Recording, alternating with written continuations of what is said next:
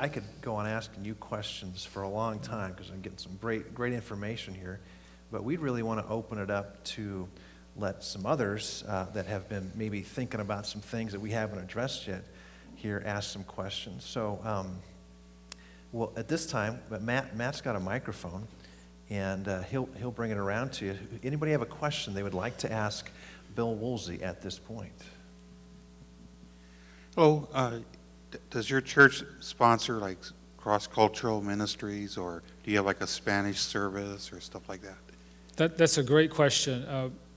The desire, we have 3 campuses, Crosspoint does, and so there's the first campus that's the largest campus, and then we have a second campus, and we just launched at the beginning of December a multi-ethnic campus. We went back into the city and we sent a launch team of 70 people of 7 different ethnicities to reach this changing neighborhood. Our desire is that each campus would reflect the ethnicity of the community. So if the community is 50-50 or 30-70 or whatever it may be, we want the campus to reflect that, which means we need to really pray and seek and identify leaders within the ministry who reflect that ethnicity and affirm them and elevate them as quickly as we possibly can so that they're visible in leadership in that ministry. It then also looks like what does that particular ethnicity perhaps, what's a good bridge ministry for them? So at our first campus, we've had ESL classes for a number of years, and that's been one of the smaller bridge ministries that we've used in the community. We have not gone into the Spanish-speaking worship services or whatever. Our third campus that we just launched, it's trying to reach the second-generation multi-ethnic person. There are a bunch of immigrant churches in that community, Korean, Hispanic, Brazilian, don't remember all the other ethnicities, but one of the problems the immigrant churches have is that what do they do with their kids? Because they come to the United States to bring blessing to their family, and yet almost immediately the culture of the U.S. Envelops the child, and the child then starts to lose the culture of the parents. And oftentimes you'll see in immigrant first-generation churches, and it's interesting how the ones that most effectively reach the kids of the immigrants, they start a parallel universe. They start another kind of experience for those kids, oftentimes on campus, so the families can go to one location, and mom and dad gets the historical, and the kids get the news. So we're going for, in our ministry, we're trying to reach that second gen with kids, 25, 35-year-old multi-ethnic with children. And so the ministry, our ministry actually works pretty well with that because it's pretty cultural looking from a U.S. perspective. But then we have some signage that has changed, for instance, in a few different languages. And then the people that are already there look like the community that we're trying to reach. But we have not gone into the Spanish-speaking. Now, what we think we're going to do on that third campus, though, now as you ask that, we probably will go to simultaneous translation is one of the things we're looking at, Spanish-speaking. So you can get a pack, so you can bring mom or dad or grandma, and they can hear the service in Spanish while the rest of us are all hearing in English. So. What type of nonprofit groups use your church? And is there, you said anyone can use it. Are there any restrictions on that? Well, the funny story we have is that this is probably about 4 or 5 years into our facility. And because we were in an undeveloped or a newer part of Houston where we couldn't find old buildings to rent or be in, we ended up building a pretty cheap building. It actually looked like a warehouse. And we had a multi-purpose gym in it. All of our facilities, when we do them, they're all multi-purpose, so you can use them for all sorts of things, every square inch. Well, we had these Indian groups that were wanting to rent our facility because the Indian population in Katy is growing. And so they would come in and they would rent our facilities on Saturday nights, and we'd come in on Sunday mornings, and just the smell of curry and it's like, man, we got to do something about that. But one time, one of our leaders came in on the Saturday night, and God has just kind of blessed us. He's blessed us that we've never been vandalized, we've never been broken into, we don't have security guards or anything like that. He just really has shown us a lot of favor. And so, I mean, usually when a group would rent our facility, we'd have the janitor there, but that was about it, and we'd give them a key, and then somebody lock up. Well, we came in, and they were all dancing around a little statue. And we realized, this probably doesn't work with us, And so we just lovingly explained to them is that, they would say, oh, no, we're just dancing. Well, we know you're just dancing, but we also know that happens to be one of the goddesses that you believe is God. And we can't do that in our facility. So that's the one time that we have said no to a group because we just lovingly explained to them that crossed our line. But everybody else, I mean, y'all have Toastmasters here tonight. That'd be an example of somebody we would do. Exercise classes. Interestingly enough, the school district uses our facility a lot because in our new worship center, it's really a nice sound space, so they come in and they use it. And we like having them because they'll bring thousands of people onto our campus, and we get to say hello to them and welcome them and give a little bit of information about our ministry and et cetera. So, Boy Scouts, Girl Scouts, men's organizations, women's stuff, whatever it may be, sky's the limit. But no idol worshiping around little things in church, okay? In terms of leadership accountability, when you're raising your leaders, maintaining right theology, one of the things that I joke about is that, I'm not going to have you drinking Kool-Aid one day in Jamestown with the groups that we have. But how has that looked with the various communities that you have? Well, about 4 years ago, we had launched our first campus, and we started to really wrestle with what God wanted us to do as a ministry. About 2 years ago, we arrived at the vision that we have is 20 campuses by 2025. That's what we pray that God will allow us to do as a ministry. So about 4 years ago, we really started wrestling with how we were going to develop leaders. And so we started a Leadership Institute. And it's a 3-year process that you go through in our ministry. The first year is Bible, the second year is communication, the third year is missional leadership.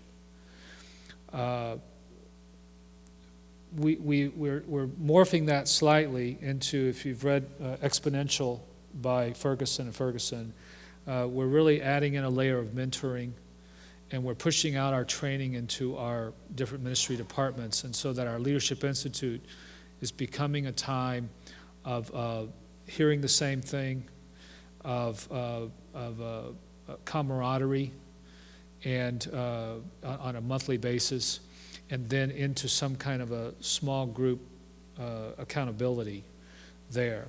Theologically speaking, then, every time we gather, we have the first Saturday of the month. We have 6 to 9 at night, and potluck, and then devotion, and then we have a doctrinal lesson for 30 minutes taught by one of our campus pastors. And in that, we'll go in 3 years, we'll go through 27 different doctrine lessons. And then we put them online as well for you to watch, and if you're out of town or traveling that week. But theology, we really want to walk with you, especially if you come from another background, because I understand that if you grew up Baptist, you got a problem with this baby thing, right? And that's why, for instance, we're in Baptistville. We don't say we baptize babies. We say we baptize all ages. Because if you say all ages, they don't know what to do with that, okay? Because we say, well, we baptize you if you're elderly and have Alzheimer's. We'll baptize you if you're Down syndrome and or you're mentally handicapped, retarded. We'll do it. And so we kind of take the emotion out of that real quick. But my point there is that if you grew up there, okay, I want to walk with you in that and help you come to that understanding. Now, I'm not going to entrust you to teach that, okay, until I'm sure that you own that and you love that, and that's part of who you are. But I am going to give you some grace as I'm discipling you in that. I'm going to help you wrestle with it, let you wrestle with it, put you in places you can serve, okay, without going against who you are and who we are as a ministry. But it's a lot of conversation. It's a lot of helping me do kind of stuff you're going to watch. You know, we're going to talk about this. And I got to just say, I just find over and over again, and again, being in the high intense Baptist areas that we are, first of all, our view of the Lord's Supper, I don't find many people that can argue that. Because as soon as you say it's both and, it's both and. Again, how do you deny that? I mean, really, how do you deny that it's that Jesus said it's his body and his blood, and we also got ourselves covered because we say it's bread and wine? And we can see it, right? So that we just don't have. We have almost no argument about that. And when we say there's more going on meets the eye, our good Baptist brothers go, yeah, I've kind of always thought there's more going on than meets the eye.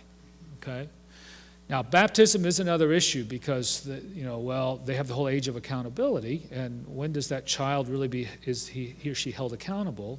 We just take it all the way back to when you're conceived, okay, you're held accountable.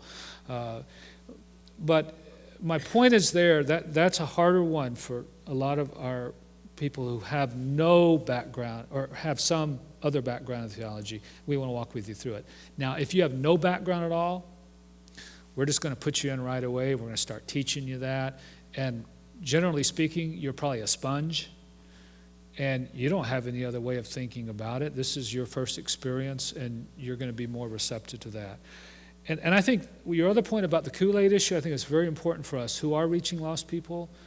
We will be held very accountable for what we're teaching and the faith that we're propagating, and we should treat that in a high holy way. So our whole thing is that we want you to belong before you believe. All right? We want you to belong before you believe. And our goal in our ministry is to reach the unchurched engineer, male. First of all, there's a lot of them out there in our neck of the woods. But we also know, and you've probably heard the stats, that if I can reach dad, I get the whole family, more likely than not. Now, mom makes the decision. She decides where you go to church. She decides where the kids go to preschool. But if I can give her a worshiping experience that her husband loves, man, I'm gold, okay? And that she doesn't have to drag them there, because then she doesn't have to drag the kids. It's a wonderful thing. So we want you to belong before you believe, but we don't put you in places that you've got to teach what we believe, all right, until you do believe it. But at the same time, we can get you going, walk with you on the faith, and hold you accountable then when you do start teaching it.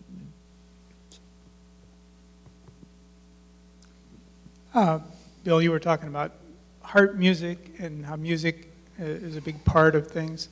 I just wondered if you could comment a little bit about how music has evolved in your church, some of the problems you may have run into, the resistance you may have run into, as you evolved from the blue hymnal to whatever you're doing, to more contemporary music.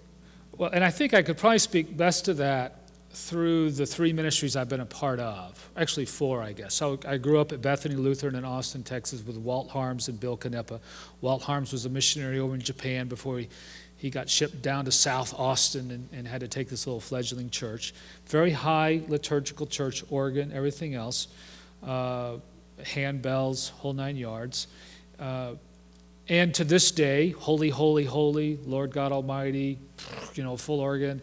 It kind of sends shivers down me. I mean, those are some very formative expressions of music in my life. My first call was St. Paul's in West County, St. Louis. That church was really trying to decide some things in its music expression, but very, very still high formal music.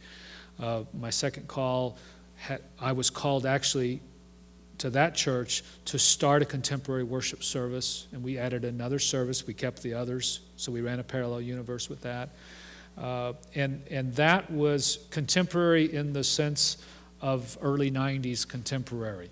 Sandy Patty, more of your Christian kind of music present there in drums and rock, or drums and guitar and keyboard, stuff like that.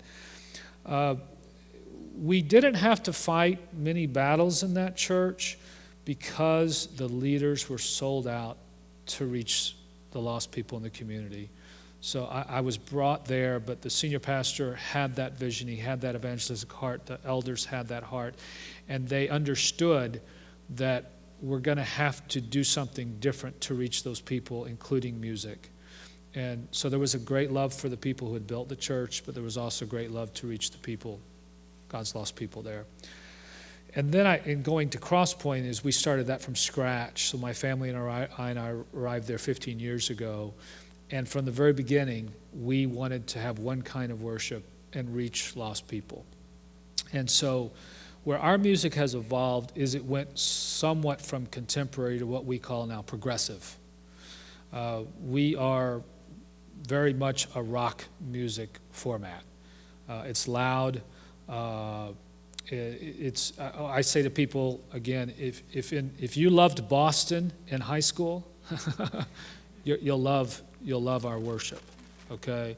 And now we are bringing in younger expressions of rock music. One of our key things that we do is that every Sunday before the message, the song that is done is a secular song. And it's done primarily not as a sing-along, although if you know the words, you may sing along with it. It's either done to bring a positive example of what we're going to talk about or a negative example. And we're very strategic in why we do that, because what we want, we approach Sunday morning as an evangelistic outreach experience that is worship. We do not approach it as worship that is an evangelistic outreach experience. We start with the in-person in mind we're trying to reach. We design the morning around this person. And so what we want is unchurched engineer sitting out there, and we want him going like this during the song, so that when the pastor stands up and starts teaching the Word of God, he's already going like this, okay? So we want to build a bridge through music, through an expression of music that he or she can relate to, and where during the week they go, my church did that song in worship. Now, we have all the other songs are very much worship-oriented songs, but we use that. And that's a relatively recent, probably the last maybe 5-7 years that we do that we do that every Sunday. And my worship leader could articulate this a lot better than me, but every Sunday we do one ancient hymn set to a different, set to band and guitars and everything. We do a hymn the church is currently doing around the world today, okay? And then we try to do a hymn or song that one of our guys wrote. So we want you to go ancient, we want you to go church today, we want you to go future. And then we bring in that secular one so you go yes and start hearing what God has to say. So that's kind of how it's what we look like today and how we've evolved somewhat there. I guess I have the mic.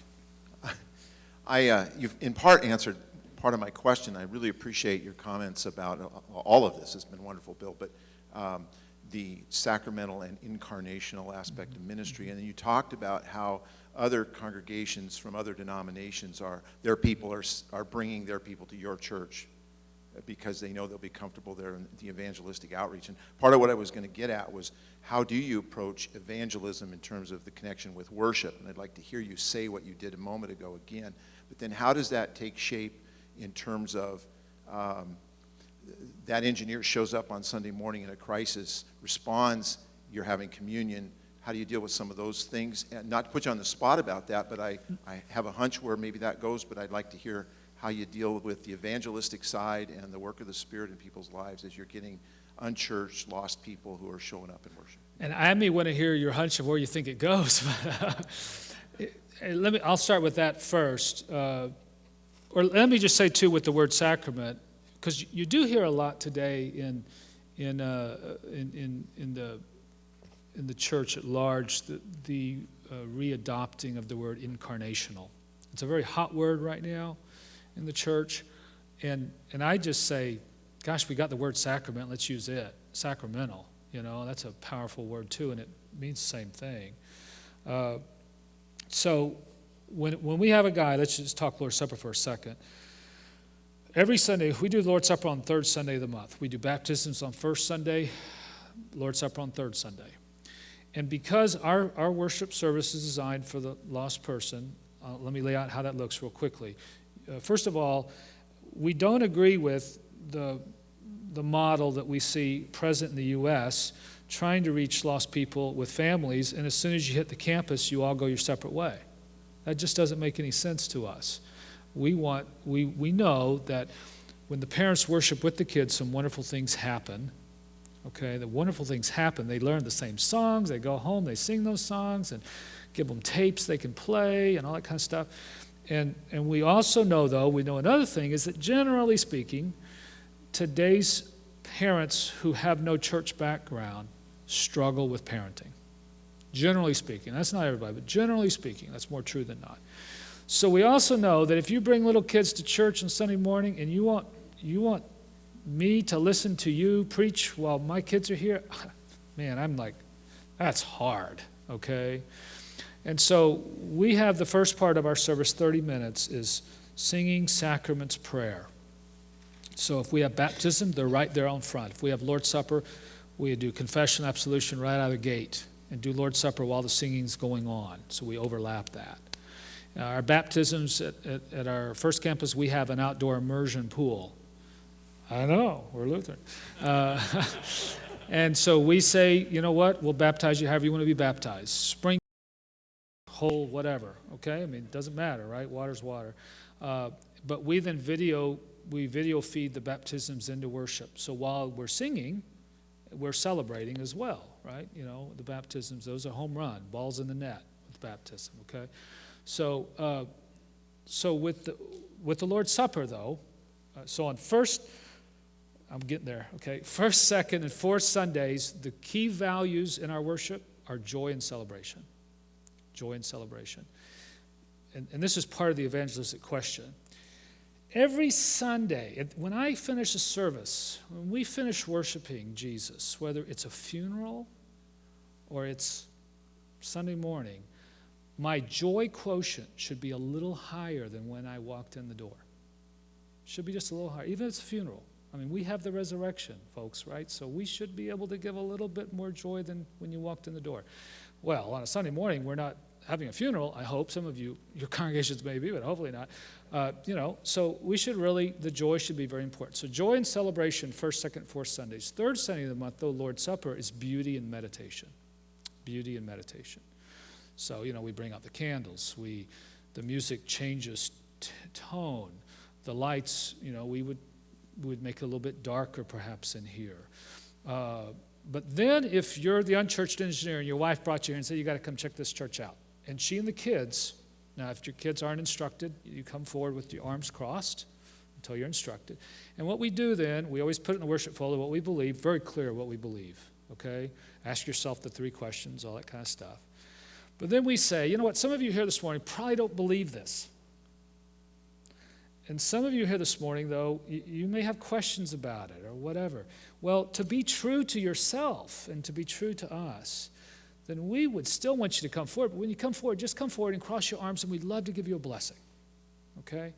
You would be shocked at how many people do that. Because, we want them to belong. So we want to provide an opportunity for them to belong, but we got to be true to who we are. We have to be true to our theology. And so we do it lovingly. So I'm convinced that if we could learn how to lovingly communicate things to people, we'd have it won. So communicate the truth in love, Paul says. Well, that applies to all parts of life. So that's how we handle that that unchurched engineer, or whoever it may be, we just have them come forward for a blessing, and we say you can talk to one of our servers, talk to one of the pastors afterwards. We'd love to talk to you more about the Lord's Supper and what this means for us. Can I just follow up then? So let's say you see engineer Ernie, you know he's there for the first time, he comes forward, but he doesn't have his arms crossed. Well, I just have to tell you, I mean, the most incredible story with that, okay, I'm a vicar. Boy, this is on tape, huh? Okay, so, no, it's fine. Because this is a wonderful story of God's story. So I'm a vicar in Flint, Michigan in 1985. And I just was up at this church a week ago, so this story is very real in my life. But and my wife and I had been married for 2 years, I guess, at that point. And her father, who was the unchurched Ernie kind of guy. He'd go to church with his wife and kids, but he knew what they taught about the Lord's Supper, and when they have the Lord's Supper, he'd get up and go out. That way he wasn't embarrassed. You know, he could go to the bath. He'd go to the bathroom every time the Lord's Supper was going on. And I love Pop, and he loves me, so I can say all that stuff. But so he decides to fly out and visit us on Vicarage. And he's staying with us, and we got church the next morning, and so we go to church, and and I'm up front helping out and all this, and we're doing communion in the round around the altar. And I don't know about you, but when I was an intern punk vicar, it's like, it's scary stuff, so you're just kind of focused on each one, and you don't want to drop anything or whatever. So I'm going along and do, and here's my wife, here's my father-in-law. Oh my gosh, What do? Well, I communed him, and he's gone Lord's Supper ever since. And God has worked in his life, and he's a wonderful churchman, and So my point there is that unless I know, now if Ernie has just told me 10 minutes ago, I think Jesus is SOB and I don't agree with him at all, then Ernie, you don't belong here, okay? But if I don't know that at all, and I've been working with Ernie and praying for Ernie and praying with his wife for Ernie, man, he comes to the table and I'm going to say, God, you brought Ernie to the table. And so it's... And we, Can I ask just one totally, we're a church that's still in a gymnasium and we're trying to grow at the same time that we're thinking of planning to build a building. Do you have any thoughts on the processes through building and stuff like that? It's just a real specific question, but you got multiple campuses and stuff. What are the challenges that you would see somebody that's trying to grow and at the same time do building stuff, or is there anything that comes to mind that?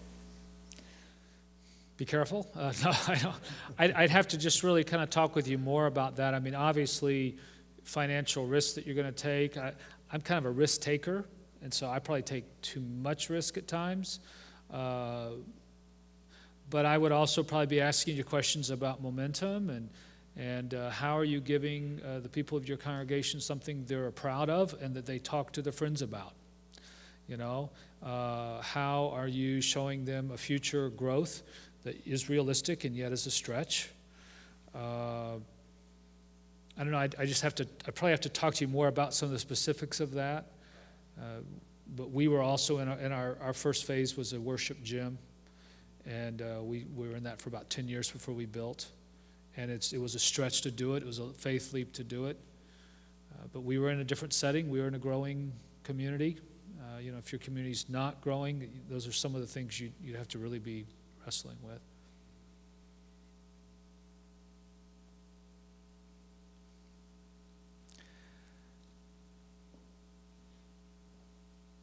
Two things. Whoa, that's loud. First thing, did you say disc golf course? Yeah, disc golf course, huh? Wow. Okay. Second thing is, Which, by the way, if you do that, you can get yourself real easily put on the National Disc Golf Association I'm on it already. website. Anyway, Okay. so coming to your church, September 24th to 26th. But the other thing is I wanted to ask you was, have you thrown anything under the bus that you regret? Have you left anything behind in your missional communities that you kind of wish that you'd kept? in terms of the traditions part of your worship or anything like that? You know, that's a very good question. Where we are today is in large part thanks to the leadership of some of our young pastors and leaders, and not me, okay? Back in 2007, we launched our first multi-site, our first campus, and we did it in a video venue. And I was the main preacher of the ministry that time, and I had another guy who helped me with the preaching, but I was probably 2/3, 3/4. I was probably 2/3, he was 1/3. Phenomenal preacher, this guy. And so we were on the video, and but we had another guy at the campus who was the pastor, and after going about 9 months through that, 10 months through that, I guess what kind of hit me was that if you keep me as the main preacher, we're going to lose our young guys, because all the young guys, if they're halfway decent, they want to preach and they want a pulpit. All right? And they should have a pulpit. We train them to have a pulpit. And so we came to the point, and I said to my leaders, I think the most strategic question is, what do you do with Bill Woolsey? Because if you keep me in the pulpit, you're not going to retain the guys, the good guys. I just didn't think. Or you can move me out and let me work with them and do some more apostolic kind of work. And so they said yes to that. And I started moving there. Now, I was not a guy, I'm just big evangelistic kind of thing. And sometimes I probably have thrown away stuff I shouldn't have thrown away. And so it was really through our younger guys coming back in that we gained some what I would call the more ancient stuff that has been brought back in. And in particular, our main worship leader, who works with our other worship leaders, he is very artistic. And we use a lot of what is called architectural projection to create space and to create values and beauty. And so we literally would just project on that wall and on this space here. We'd project probably from that corner around, and just on a painted anything. And stained glass and icons and things like that. So Frank and his love for beauty and art, and he's also the rock and roll guy. He's a wonderful former Anglican mix. He's the one that's brought us back into some of the ancient, and I have totally loved that. And so I would say I would have started with that. I would have started with beauty, ancient icon kind of stuff, just to where, but then, see, then we add rock music on top of it. So it's like this weird thing that's going on, and yet it just rings true to going back deep and bringing it forward. So I probably would have done some more of that. But I don't really know what else. Our big thing is that each one of our campuses, the commander's intent is to be the community church for unchurched people. So each of our campus pastors know that's what he's trying to do at his campus. He wants to be the community church for unchurched people. And one of our core values is that real everyday people are here. So we really work hard on that real everyday, okay? But another of our core values is I experience God's presence here, and that's the mystical. And I would have highlighted that more than we've done. We do it very well now, but I would have started earlier with that. Well, I'd like to pick up on something you mentioned there, Bill. You talked about bringing back the ancient, but now we probably, and there seems to be an attraction amongst some of the millennials and stuff for recapturing a lot of the ancient traditions, and like you said, being part of something bigger than ourselves, and that kind of a thing. But at the same time, if we just sort of say, well, if we just dust off the old hymnals and bring back the organ music, that probably not necessarily what they're looking for. Could you talk about that a little bit more? Well, I think just what you just said, Brian. I think, again, what is ancient? There are ancient hymns of the church. There's the church fathers. There's wonderful knowledge in the church fathers going back before Luther.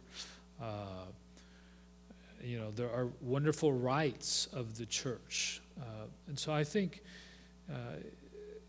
that being the ancient. Now, how do we bring that forward? How do we communicate that? Do we communicate that on screens? Do we communicate it on walls? Do we communicate it in art? How is it expressed and used even in the worship service? Do we pray some of the ancient prayers? But will we wrap context around them? Okay? And yet, does the music speak? I'm not necessarily saying you should go back to Gregorian chanting, okay? Although there may be some use of that. But again, we always say we're starting with the person in mind we're trying to reach, okay? And then how do we communicate to reach that person? One of the pictures I can give you is that we take our worship leaders and our pastors through this, understanding that on Sunday morning when you're preaching or you're the leading worship, you're here at the center. And then there's a circle around you. And the circle around you is Christian people who know their Bible. Okay, and it's a small circle. You may think it's big, but it's probably pretty small. Okay. And then there's another circle. And the next circle around you is nominal Christians. They kind of know the Bible. That first circle, if you said Ezekiel, they'd say, oh, that's an Old Testament prophet. Second circle, you said Ezekiel, they'd go, whatever. Then there's a third circle. And the third circle is the unchurched engineer. You say Ezekiel or you say Luther, and he thinks you mean Martin Luther King. Seriously, that's who he thinks, okay? Martin Luther King. So we say, as the worship leader or the pastor, you've got to speak to him. You've got to speak through these guys to him. Most of us stop here. We stop in the first ring. We might go to the second ring. Very few of us go to the third ring. So the same way then, in dusting off the ancient and repackaging it. So take the ancient, but put it in a package that speaks to the third ring. Okay? I have nothing against the hymnal per se, but I would take stuff out of it and use it in ways that are going to communicate to him. If you just want to do matins and you're sold out to do matins, then understand you're probably only going to do matins with the first ring. So how are you going to take it? Now, one of the things we do, for instance, we do Ash Sunday. We don't do Ash Wednesday, okay? Because we're probably only going to get 100 of you to come out on a Wednesday night, but I can get 1,600 of you to come out on a Sunday morning, all right? So we do Ash Sunday, and we treat it like Lord's Supper. We have stations all around the place. It's beauty and meditation are the core values. We explain the ashes. We talk about why we do this. It's an ancient rite of the church, what it all means. And then you come and go get it. So we're the only church in Katy, Texas that on Sunday morning of Ash Sunday, you're going out to eat lunch with the cross on you, And everybody knows, oh, you must be from Crosspoint because we all did that on Wednesday already, But so there's an ancient rite that we brought in and we repackaged it and used it just in a different setting. So you've got to be, this has gone on long. Thank you very, very much for, I don't know where. That's right. Okay, well, I think maybe we'll call that a night for the formal interview stuff. I suspect maybe you can be around a little bit longer. I would love to stay. I can't say folks. thank you enough to Brian and to President Linneman and others of you here tonight just for being here. Would really appreciate your prayers for our 5-2 efforts and for our network. It's really very humbling to see as this thing takes off around the country, and I would appreciate your encouragement and just prayers for that God would use it as a great way to bless His church, to help Sacramento church leaders become more effective in reaching God's lost people, because there are a lot of God's lost people in the United States. So thank you very much.